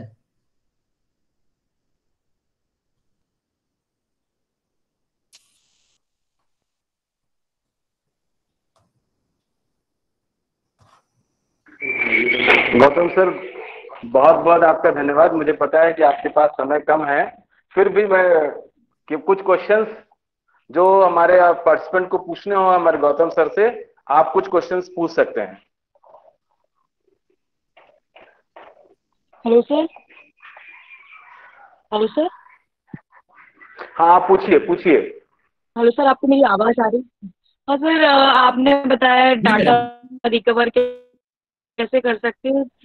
सर, यदि पेन ड्राइव में डाटा है और पेन ड्राइव शो नहीं हो रही है तो उसको भी रिकवर कर सकते हैं क्या? शो ही नहीं हो बिल्कुल रही बिल्कुल मैडम, एक्चुअली है में वो क्या है कि पेन ड्राइव जब आप, सिस्टम में लगाने पर, जबकि बिल्कुल, उसमें देखिए यदि शो ना डाटा भी हो है तो उस केस में पेन क्या ड्राइव में। होता है कि नॉर्मल, यदि वायरस आपके पीडी में या पीसी में है, किसी भी में, तो कई बार क्या होता है कि पेन ड्राइव में डाटा है लेकिन वो हमको दिखता नहीं है। तो उसके लिए सबसे पहले तो आपको बहुत सिंपल मेथड है कि आप दिस पीसी में जाएं, माय कंप्यूटर में, जो भी पेन ड्राइव का फोल्डर है वहां पे आप जाएं। लीजिए यहाँ आए हम, और यदि यहाँ कोई डाटा आपको शो नहीं हो रहा तो यहीं पे सर्च है, सर्च में आप वाइल्ड कार्ड फिल्टर यूज करेंगे, स्टार और डॉट स्टार। इसका मतलब ये हुआ कि स्टार का मतलब कोई भी नेम, और डॉट उसके बाद जो यूज होता है उसका मतलब है कि कोई भी एक्सटेंशन नेम। तो इस प्रकार पहले आपको ये देखना है कि वास्तव में वो डाटा है या नहीं है। यदि आप स्टार डॉट स्टार का यूज लेंगे तो ऑटोमेटिक जितने भी फाइल्स है वो वहां पे शो हो जाएंगे। मान लीजिए इसके बावजूद भी नहीं शो हो रहे हैं तो फिर आप डाटा रिकवरी सॉफ्टवेयर की रिक्वायरमेंट होगी। सर मतलब सबसे पहले आपको वाइल्ड कार्ड के माध्यम से देखना है कि पेन ड्राइव में डेटा है या नहीं। यदि डेटा है तो वाइल्ड कार्ड से ही दिख जाएंगे। मान लीजिए कि डेटा है भी नहीं, दिख भी नहीं रहे, तो फिर आप रिकवरी सॉफ्टवेयर का यूज लेंगे और बहुत इजीली रिकवर हो जाएगा, जब तक वो फिजिकली रूप से पेन ड्राइव डैमेज नहीं हुई है। फिजिकली रूप से ही मान लीजिए यदि डैमेज हो गई तो फिर कोई जा। जी सर मैडम। वो पेन ड्राइव भी शो नहीं हो पेन रही है ड्राइव यदि सिस्टम में। सिस्टम में नहीं शो हो रही है तो फिर उसमें डेटा का कोई मतलब नहीं है। आपका डेटा है, लॉस भी नहीं होगा, फिर वो दूसरा इशू है मैडम। और एक रीजन ये भी होता है कई बार कि पेन ड्राइव होने के बाद आपके कुछ कर पीसी सकते हैं में सर शो उसमें? नहीं होता है, तो उस केस में भी आप डेटा रिकवरी यूज ले सकते हैं। डेटा रिकवरी सिर्फ डेटा के लॉस होने के साथ साथ यदि डैमेज है और कोई प्रॉब्लम हो गई है, मतलब डेटा से संबंधित कोई भी प्रॉब्लम हो गई है, तब भी आप डेटा रिकवरी ऐप का यूज ले सकते हैं। मतलब 99% प्रॉब्लम डेटा रिकवरी ऐप से। Thank you. Okay sir, thank you sir. Any other question? Thank you sir.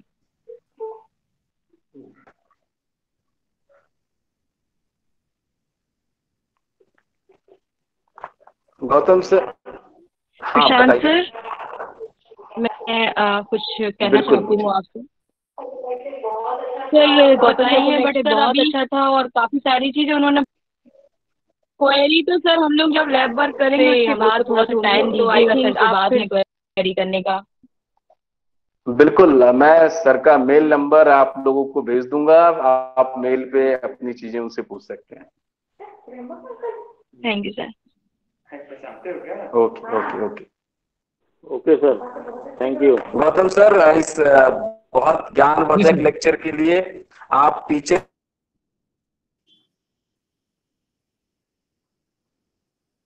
बहुत दिन से आप टीचिंग नहीं कर रहे हैं, उसके बाद भी कहीं आपका लेक्चर ऐसा लगा ही नहीं कि आप टीचर नहीं है।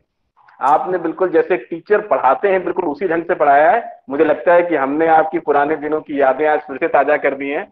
फिर से आपको आज पूरा 1.5 घंटा पढ़ाने का मौका मिला और आपने बहुत अच्छे से बहुत सारी चीजें सब लोगों को समझाई, बहुत सारे लोगों को समझ में आया और मुझे लगता है कि बहुत सारी क्वेरीज होंगी जो हम आपसे मेल से हमारे पार्टिसिपेंट आपसे पूछेंगे। तो गौतम सर, हमारे इस प्रोग्राम में जुड़ने के लिए ऑर्गेनाइजिंग टीम की तरफ से, सारे पार्टिसिपेंट की तरफ से आपको बहुत बहुत आभार, धन्यवाद। और हम उम्मीद करते हैं कि जब हम कभी दोबारा आपसे कहेंगे तो फिर से आप समय निकालेंगे, क्योंकि मुझे पता है कि यूनिवर्सिटी के बहुत सारे काम आप करते हैं, आपके पास समय नहीं होता।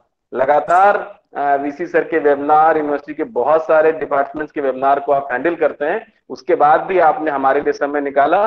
गौतम सर, पुनः एक बार हम सभी की तरफ से आपको बहुत बहुत धन्यवाद।